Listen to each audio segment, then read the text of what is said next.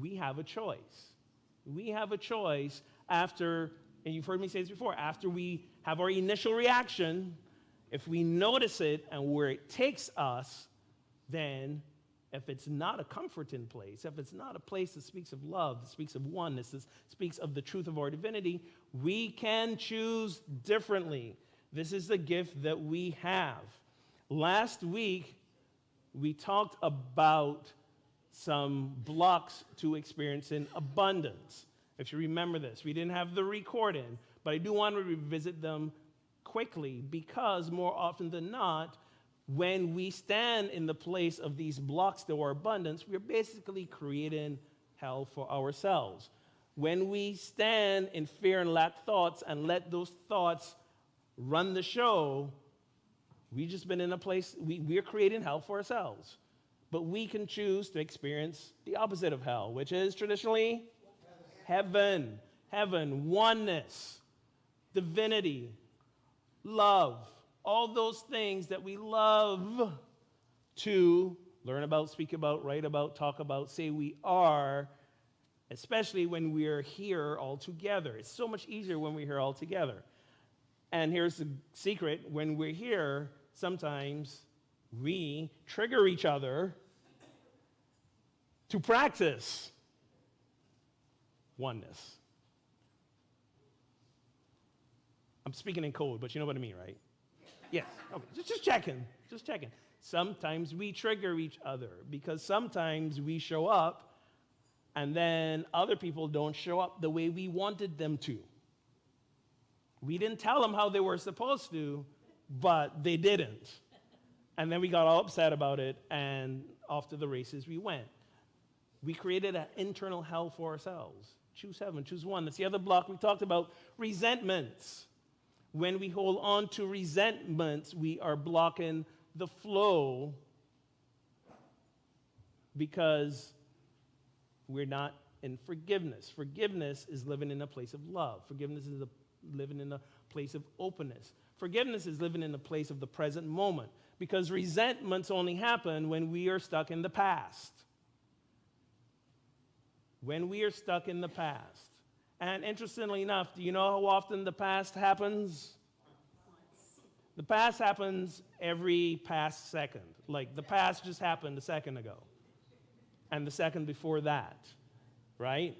Like when I said resentments, that was already in the past. Some of you might have been resentful of the way I said resentments. You're stuck in the past. Catch up. Forgiveness. Forgiveness. Now moment. Okay? Forgiveness is a process that keeps you in the now moment of living from love. Resentments keep you in the past, living from anger, from separation, from all the things. Attachments. We talk about attachments. How it's got to show up a certain way. How people have to show up a certain way. You know, and when we hold on to our attachments, it's not working out. It's back to resentments. It's back to fear. The only way to move on from that hell experience of not getting your attachments met is to not have any attachments in the first place. Past tense. Good one. Non-attachment. So give me a second. So you do non-attachment.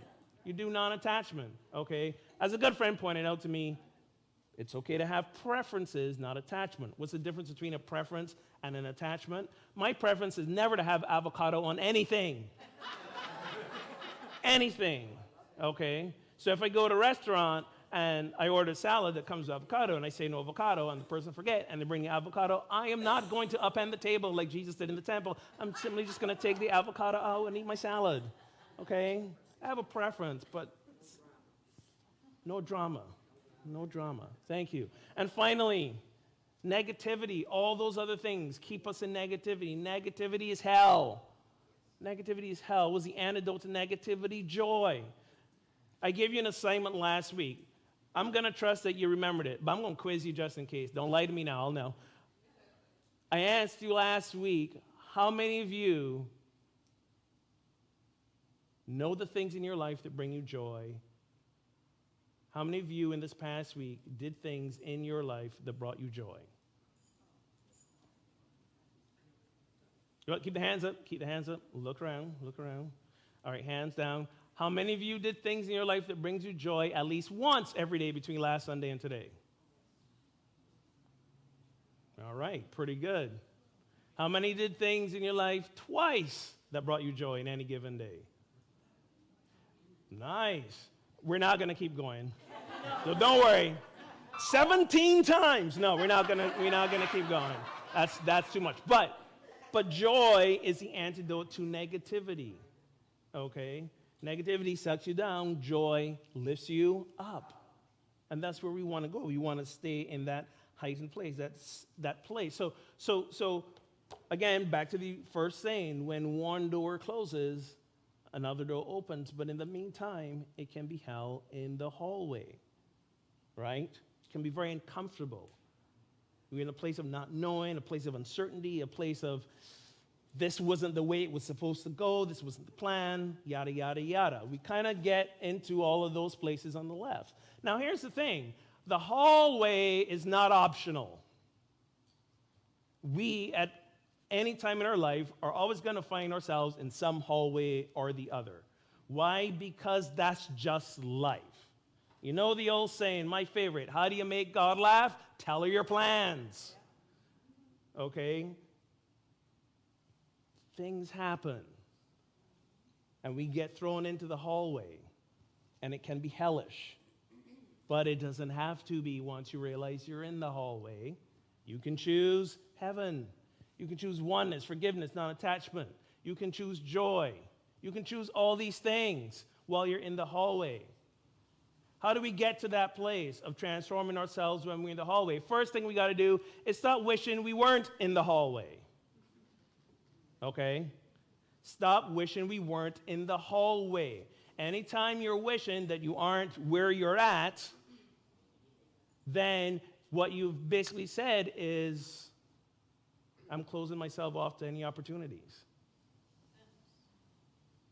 If I keep looking for the places I'm not going to see the abundance. I'm not going to see the opportunity. I'm not going to see the gifts right in front of me.